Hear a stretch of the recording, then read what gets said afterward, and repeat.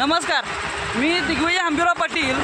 मी भारतीय जनता पार्टीचा जिल्हा उपाध्यक्ष आहे. मी आज या ठिकाणी कळ्याचं इथं बांधकाम जे चालू आहे, या कळे ते कोल्हापूरच्या महामार्गाचं जे बांधकाम चालू आहे, तुम्ही बघा ह्या ठेकेदारांच्या ह्यांची बस्ती बघा.